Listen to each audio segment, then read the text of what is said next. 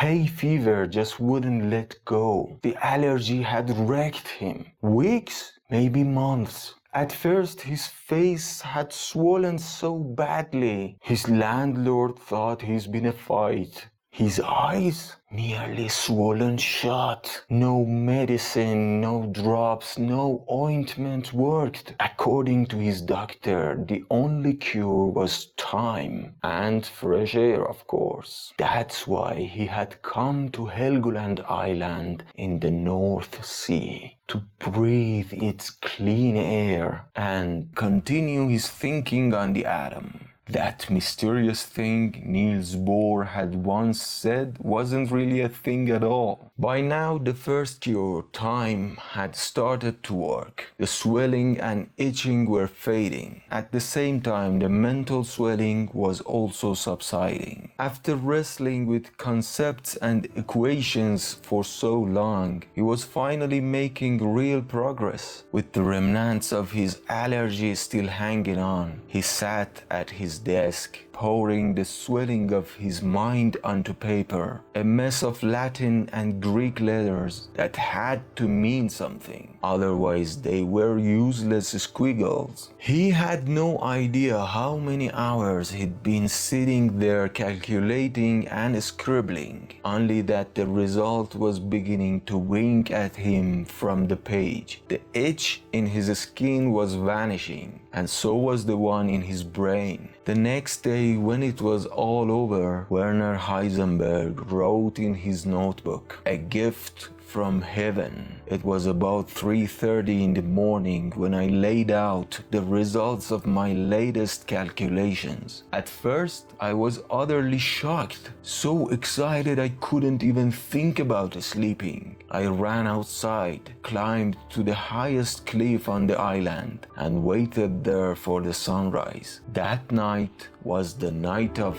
Heligoland.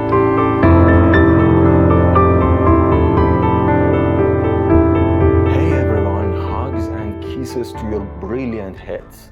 This is Ramon with a 0 instead of an O. Here is QuantaVision, a science channel that tries to explain physics phenomena in simple words. Please drop me a comment of your thoughts. As you know, your likes and comments help the channel get noticed, so thank you so much. Alright, as our quantum school begins, we're getting to the point where theory starts to take shape, flowing through the minds of a few key figures: Heisenberg, Schrödinger, Dirac, and Max Born, expressed in different forms but ultimately telling the same story. Today, we're putting Heisenberg in our crosshairs. I am the danger. A guy opens his door and gets shot, and you think that of me? Of course you are the danger. But before we dive into what Heisenberg did and why, I think it's best to recap the road so far in quantum land, so we don't get lost. We know that Planck, in order to solve the black body problem, had to imagine energy as quantized, coming in discrete, indivisible packets. Later, Einstein, in one of his famous papers, introduced the photoelectric effect and claimed that light itself was made of these energy packets, photons. For years, physicists had been living with strange, unexplained phenomena, discrete emission and absorption spectra in gases, and the dual wave particle behavior of light in different experiments. Atoms weren't taken seriously until Thomson discovered the electron and proposed the plum pudding model. That didn't last long. Rutherford's gold foil experiment showed that a tiny fraction of heavy alpha particles bounced back, meaning atoms had a small, dense, positively charged nucleus. But the nuclear model also had its problems. This is where Niels Bohr stepped in, hitting multiple targets with one shot. His atomic model said electrons could only occupy certain certain specific orbits, each with a fixed energy, and were forbidden from hanging out in between. They could only jump between orbits if they absorbed or emitted energy equal to the difference between them. This explained why electrons didn't spiral into the nucleus, why atomic spectra were discrete and tied together Planck's quanta with Einstein's photons. But the puzzle wasn't solved yet. Many physicists felt something was still missing, the most important thing of all. Realism. The early quantum rules were messy. Quantization conditions, the allowed orbits, seemed chosen just to match experimental results, with no deeper principle behind them. Bohr-Sommerfeld's model worked for hydrogen's spectrum, but failed for more complex atoms. And these models strayed far from classical physics, making them hard to trust completely. Scientists, as always, wanted a single, consistent framework that could explain all observations without patchwork exceptions. Bohr held regular conferences with a few regular attendees. One of them was a 20-year-old who, the more he listened, the less he bought it. At one of these meetings, he stood up and challenged Bohr with a set of sharp questions. What exactly are these allowed orbits? Why should an electron be forced to move only in one of them? Why can't it exist in between? Bohr, in his usual warm, fatherly way, answered, but his doubts grew deeper than ever. The young man, none other than Heisenberg himself, had realized that orbits weren't even observable. To see anything, you had to shine light on it, and atoms were so small that the light itself would disturb their behavior. That meant you could never get complete information. And worse, this wasn't a technical issue, it was fundamental. Nature had given us no other measuring tool but nature itself. After that lecture, Bohr, in the role of a humble and caring mentor, invited the rebellious young man for a mountain hike. Heisenberg eagerly agreed. It was, as he later said, a magical afternoon that changed his scientific life, where Bohr told him the atom is not a thing. But who was this brilliant rebel and where he had come from? Werner Karl Heisenberg was born at the start of the 20th century in Würzburg, Bavaria, into a family with academic leanings, just a year after the discovery of the quantum of energy. From a young age, Werner was exceptionally bright, passionate about classical music, and a gifted pianist. Later, as a young man, teaching piano to an aristocrat led to an affair with his sister, a scandal, but eventually music also led him to meet his future wife, settle down, and build a solid science family. One child became a biologist, another a physics professor, though never as big a name as Dad. Another of young Heisenberg's hobbies, more relevant to our story, was mountain climbing and long hikes. Born near the Alps, he had the perfect terrain for it, and he combined these hikes with reading, especially philosophy, including Plato's work. These shaped his worldview deeply. Heisenberg later said, "Modern physics has definitely decided in favor of Plato. The smallest units of matter are not physical objects in the ordinary sense. They are forms, ideas, which can be expressed unambiguously only in mathematical language." At 18, he joined the resistance against the short-lived Bavarian Soviet Republic, a move he later dismissed as nothing more than a childish game of cops and robbers. The upside was that it got him into university, where he studied physics and math under giants like Sommerfeld, Wilhelm Wien, Max Born,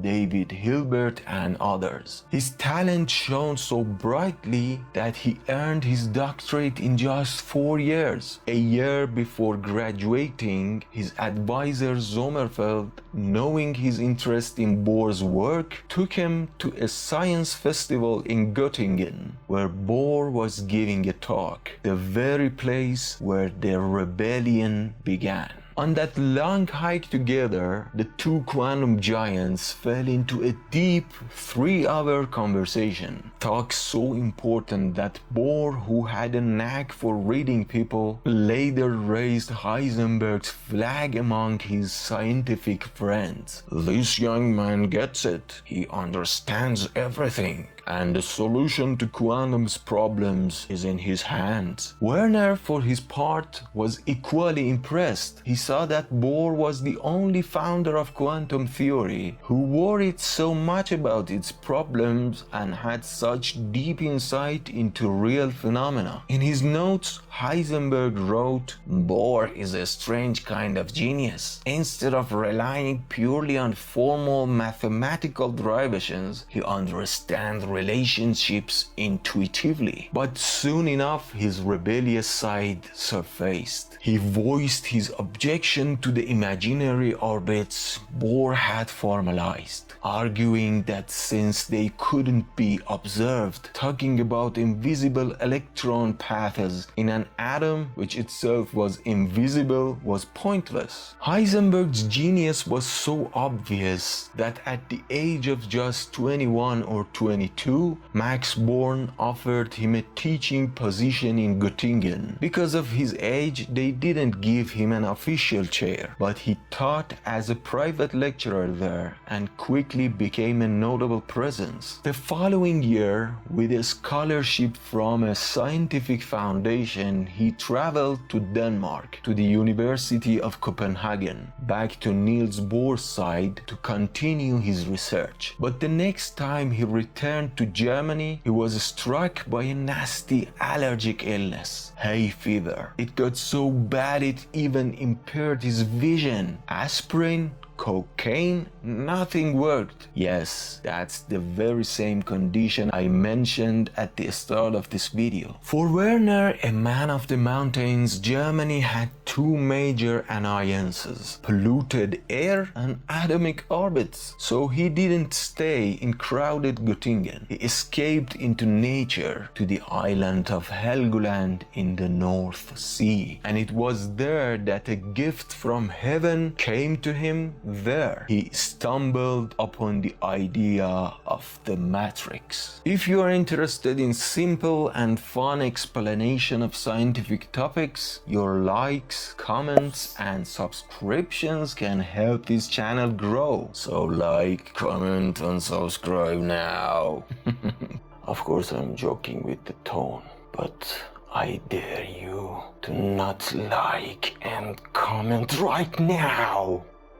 Joking again. On Heligoland, Heisenberg rarely slept. When he was awake, aside from the basics of daily life, he did only 3 things: boozing, getting high, and laughing to death. Of course I'm joking again. He was not of ordinary people. He climbed cliffs, recited Goethe's poetry from memory, and invented quantum mechanics. We're only here for the 3rd one, obviously. The starting point was simple. If we don't like the planetary model of the atom, where do we begin? Answer: with what we can actually observe and measure, the frequencies and intensities of spectral lines. The Bohr-Sommerfeld model handled the hydrogen's spectrum quite well, but still, Bohr had earlier introduced the correspondence principle, the idea that any quantum theory which applies at tiny scales must reduce to classical physics at large scales. That's why Heisenberg focused on the classical theory of scattering, hoping to extract quantum rules from it. So what's this scattering all about? In classical physics, the refraction of light, something we've all seen, was explained by treating electrons in a transparent medium as oscillators. When light of a certain wavelength hit them, them, they'd oscillate at the frequency and re-emit the same frequency. But spectroscopy told a different story. The frequencies of spectral lines weren't tied to the oscillator's natural frequencies. They were determined by differences in electron energy levels. The very idea that had inspired Bohr's atomic model and its invisible orbits. This left scattering itself unexplained. So Heisenberg went back to those oscillators and... Here we enter a cinematic world. Summer 1925.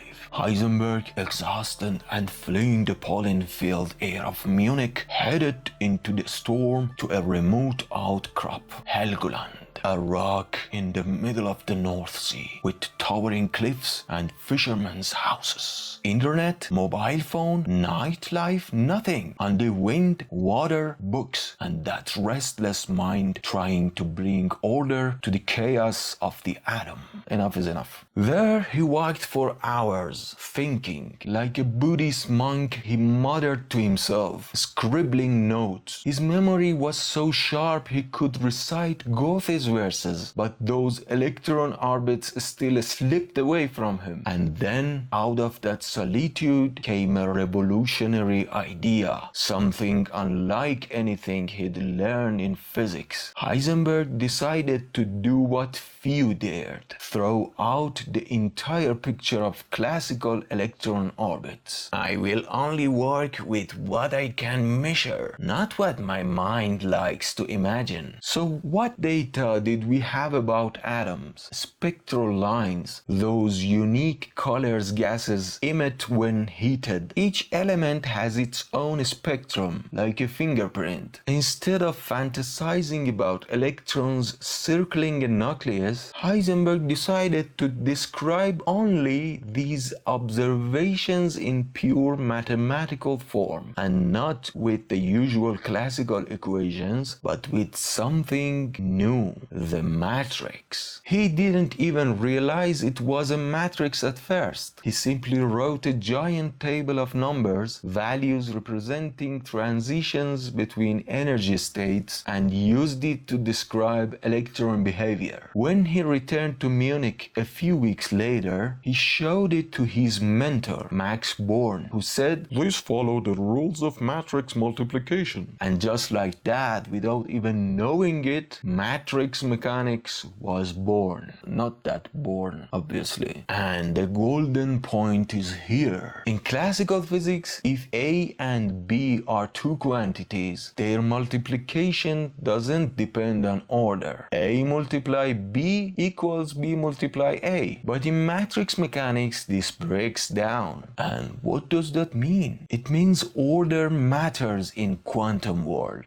This apparent symmetry break introduced a brand new concept, the commutator, the difference between AB and BA, which became the core of Heisenberg's equations of motion. And here's the QuantaVision blue glasses, who enters where we want to dive deep inside the concepts. In classical world, A multiply B equals B multiply A. So every two elements are commutative. But in quantum, it's different. Therefore, commutators appear.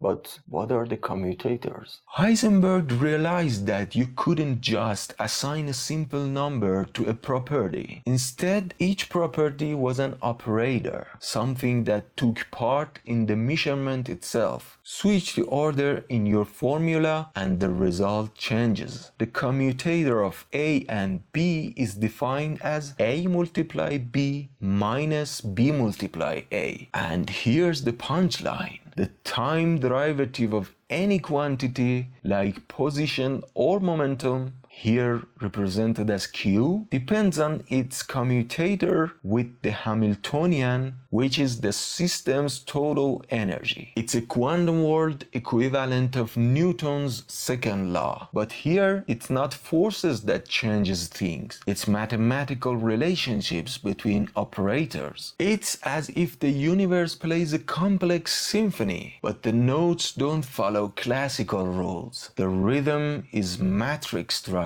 And here's a twist. These matrix rules naturally build in uncertainty. Swap the order of Q or position and P or the momentum in their commutator and a small constant pops out, h bar, the reduced Planck constant. IH bar equals the commutator between Q and P. That's why, at a fundamental level, quantum physics forbids knowing both a particle's position and momentum with perfect accuracy. From this very relation, Heisenberg later formulated the uncertainty principle. This was where the seed of one of modern physics' most profound ideas was planted. But let's go back to that historic moment when Heisenberg filled his notebook with strange equations he didn't fully understand. He only knew they pointed toward a truth that felt more like poetry than calculation. Later he wrote in a letter, "Everything was so abstract, yet somehow for the first time I felt I was grasping reality itself, not just imagining it." Max Born and his assistant Pascual Jordan soon joined in, tidying up the math. Together they wrote a paper titled Sur Quantum Mechanics, or On Quantum Mechanics. This became the first official statement of matrix mechanics, later shown to be equivalent to Schrödinger's wave equation and Dirac's formalism, which we'll explore in upcoming videos. But none of it would have happened without those cool nights, salty winds, and silent cliffs of Heligoland.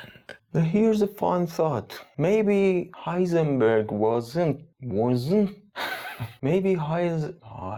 Maybe Heisenberg wasn't just the father of quantum mechanics. He might also have been the first tech startup founder to launch a world-changing project with zero funding, zero equipment, just a notebook, a young mind, and a mountain of questions. But honestly, Werner still didn't fully know what he'd built. You see, at the time he'd written something that looked like a table, values that changed depending on n and n prime, the numbers of those imaginary orbits. Then he wanted to figure out how multiplying these things would even work. Enter Professor Max Born. Different from Niels Bohr. Mind you, this one has an N at the end. Picture the classic physics professor look. Books everywhere, a chalk-dusted jacket, and a half-drunk cup of coffee always sitting on his desk. Born glanced over Werner's scribbles and said, "Werner, my boy, these are matrices. You've basically been working with matrices without even knowing it." Of course, Bohr didn't arrive at that conclusion alone. He quickly pulled in a sharp young physicist named Pascual Jordan, and together they began laying the formal foundations of matrix mechanics. Things were starting to get serious. Here's where one of the most important equations in the history of physics emerged. In classical physics, if you multiply Q or position and P or momentum, the order doesn't matter. QP equals PQ. But in matrix mechanics, it's different. These two do not commute. And what does that mean? It means you can't know both a particle's position and its momentum with unlimited precision at the same time. And boom! Yep, exactly what you're thinking. This is the seed of Heisenberg's uncertainty principle, which he would formally state a few years later. But its roots are right here, buried in the math of matrices. Why a matrix in the first place? Seriously, let's zoom out for a moment. Why use a matrix? Why make it this abstract? The reason is that Werner and his colleagues were trying to build a theory based only on experimental observations and measurable results, without assuming where an electron really was in its orbit. Instead of saying the electron is here or there, they'd say if this energy transition happens, we'll see this wavelength. That way, the description of particles shifted from a kind of visual model to a fully computational, experimentally testable system, and Heisenberg's equation of motion. Now, if you want to see how such a system changes over time, you need something like Newton's equations. But in the matrix world, taking a derivative is trickier. I'll skip the technical weeds and jump straight to the punchline. The result looks like this. Here, A is any observable, anything you can measure, like position, momentum, whatever. H is the Hamiltonian of the system. Don't be scared by the fancy name. It's basically just the total energy. And the equation says to find how A changes over time, you take its commutator with H. In other words, throw it in the blender with the energy. That's it. Simple and ridiculously powerful. The break from classical mechanics. Here's where we plant a big red flag. The biggest difference between matrix mechanics and classical mechanics is exactly what I said before: commutativity. In classical physics, A cross B equals B cross A. In quantum mechanics, nope.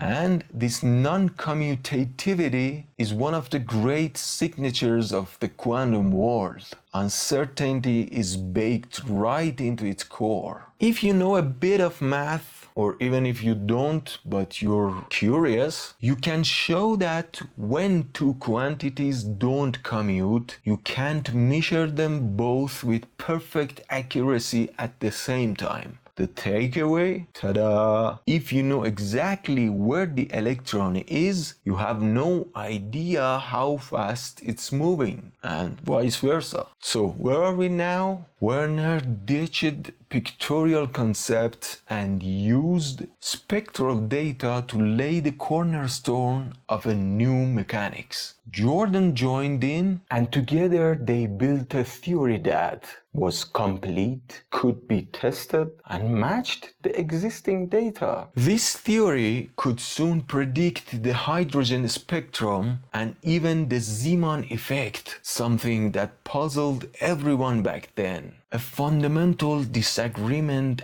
appeared soon. So, in classical mechanics, if you know the present state of the system, you can predict its future exactly. But in quantum mechanics, even with the best equipment, you can only predict probabilities. And here the physics community split in two. Some said this is just a mathematical tool, not a real picture of nature. Others said no, this is the most real description we can possibly give. After Heisenberg, major figures like Dirac, Schrödinger, von Neumann, and Bohr took the stage. Schrödinger brought his wave equation, giving a more visual framework. Von Neumann raised the math to higher levels of abstraction.